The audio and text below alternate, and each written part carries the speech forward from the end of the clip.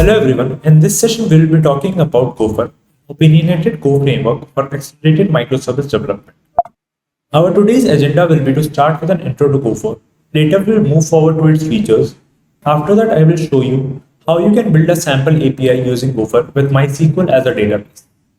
Later we will conclude on what we have discussed. GoFr is an opinionated web framework written in Go. It was built with the aim to accelerate the process of building robust and scalable applications and is designed to offer a user-friendly experience for all the developers. It helps in building robust and scalable applications. The framework is designed such that it empowers you to focus on the main features rather than worrying about a lot of minor things, which we will discuss now. With GoFr, developers can build Fable to tedious setup tasks and focus on what truly matters. Building exceptional services, GoFr streamlines this journey by offering a feature-rich framework that empowers you to expedite development and build production-ready solutions. Here is a brief list of features GoFr offers to its developers. Out-of-the-box observability. GoFr ships with built-in observability. As soon as you build your application, it provides detailed traces and matrices. Say goodbye to guesswork, your system is production-ready from the get-go. It also allows you to create your custom traces and custom metrics as per your need.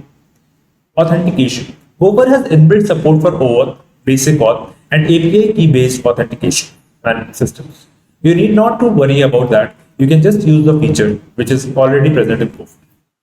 Fine-tuned logging and on-the-fly log level management. Our framework offers granular log level at different levels, which are warn, info, notice, debug, pattern. You can tailor your log to different environments, ensuring clarity and efficiency. It also provides you to change the log level on the go without restarting your applications or changing the deployment. Support for both REST and gRPC-based APIs. It provides you with inbuilt configuration management where you can set the configurations and use them in the application. GoFr supports MySQL, Redis, and popular pub/sub systems like Kafka, Google Cloud, and MQTT. And guess what? We are actively adding more database support. Your data layer, your choices. When making an inter-service call, GoFr provides you with an option to add a circuit breaker to your application, which makes sure that you don't hit the same service again and again if it is not responding back. This is an open source project which is built by developers for developers, making production-ready applications. Let's dive into code to see how you can use GoFr. Let's start creating our sample project. We are in the new directory sample API. Let's initialize our project. We have done our basic setup. Let's get GoFr using GoGet. So this is the basic setup we need to write a GoFr application. These two lines, GoFr.new and app.run, are the most basic lines which will be present in every GoFr application. When GoFr.new is called, it initializes the framework and handles various steps, including initializing loggers, metrics, data sources, etc., based on the config provided. When app.run is called, it configures, initializes, and runs the HTTP server and serves middlewares. It manages essential features such as routes for health check endpoints, metrics server, etc. By default, it starts the server on the port 8000, which we can override using the configs. Let's try to register a route for our project. When we register our route, it takes two things, the route itself and a handler function. Handler function takes the context and returns an interface and hello. Let's return hello world from here. Let's sync the dependencies and run our project. Our server runs on port 8000 and we see proper logs coming in for every step which GoFr is doing for us. Let's hit the green endpoint. And we see the well-formatted output of hello world on our screen with a proper status code 200, which GoFr is setting it for us based on the REST API guidelines. GoFr formats every output in the data struct to keep it consistent among multiple microservices. GoFr also formats the logs. For every request, it generates the new request correlation ID and with a proper status code in the logs and the time taken by the request. Let's connect our application to a database. GoFr supports connecting to SQL databases as well as Redis based on configuration variables. Let's get the configuration from Gopher documentation to connect to MySQL. Let's run the MySQL instance in a Docker container. Let's get the configurations to connect to the database. These configurations are in sync with the Docker command which we ran earlier. Configurations are present in the configs directory in .env file. Let's run our application. Our application is connected to the MySQL database test.db. Just a few configs and Gopher let us automatically connect to a database. And users can conveniently access DB methods from the context itself. Let's try to run a database command in our read handler c.sql.query row. Let's run show databases .scan.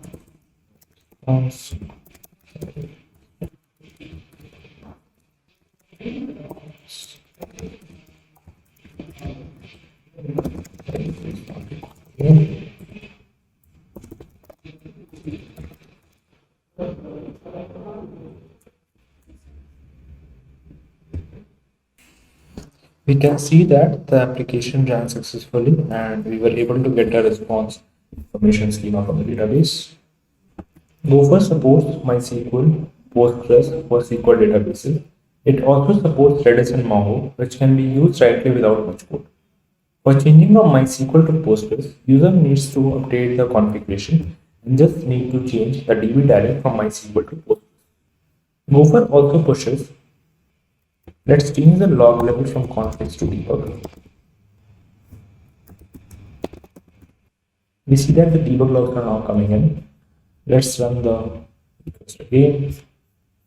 So we see that the query row is coming again with the query which we actually ran. This helps in performance tuning the application as we get all the logs by default by changing the log level. Exposure to tracing. Gopher provides its user with a rich set of features to track down their application's performance and monitor any bugs, making it production ready. Let's start with metrics. When we run our application, Gopher by default starts the metrics on port 2121, which is evident from the logs. Let's see what all metrics are being pushed. Gopher by default pushes some metrics related to the application function, which are the number of go routines, SQL in-use connections, SQL open connections. When we send a request, Gopher by default adds those metrics like apps equal bucket, like how much time the request took, the HTTP response bucket, how much time the response took, apart from the path which was hit, the status returned, etc. Users can also add their custom metrics from the context with the method metrics. It allows you to create a new metric as well as increment the older metrics which were already created. Gopher supports 4 types of metrics: counter, up-down counter, histogram, and gauge. Users can also change the default metric port 2121 from the configs by adding the config metrics underscore port 1000. Now the metric server is running on port 1000. Gopher also utilizes the OpenTelemetry standard for tracing, providing detailed information about each user request. This helps you understand how requests flow through your application and identify potential issues. Let's set up tracing for our application. Let's refer our documentation. To see the traces, we need to install Zipkin in our system. I already have it running, so it is showing the config. Let's add the configs here. Tracer host, which is 2005 in my case, and trace exporter, which is Zipkin here. So now we got the law that exporting traces to Zipkin. We see that Zipkin is running. Let's get the quotation ID of the request. Now when we search the request, we got the flow of how the request application. We hit the greet endpoint, it went to the router, and later it came to the handler. Let's see observability in action. I've cloned the Gopher repo and using the examples present in it, I've used the public dashboards available for Gopher on Grafana.com and set it up in my local system. Grafana is an open source data visualization and monitoring solution. With Grafana, you can easily collect, correlate, and visualize the data using informative dashboards. I'm running HTTP server from GoFr example and have generated a load to replicate the production node.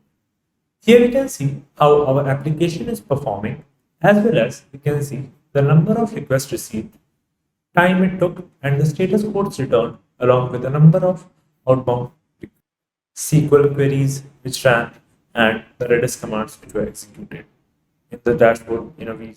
Let's see how distributed tracing works in GoFr. I have set up two different applications, one of which is using Redis as well. And we can see the traces here where we can see how the request is flowing from our first application sample API to using HTTP service, and it is coming back to the sample API where it is being processed further. GoFr allows developers to not worry about the other hassles such as managing a database connection or implementing tracing, and allow them to focus more on what really matters, the core functionality, which leads to less time to production, easy to debug code, and it increases the developer productivity. Thank you everyone. This was it from my side. Hope it was informative. Do visit our repo on GitHub and give a star if you like it.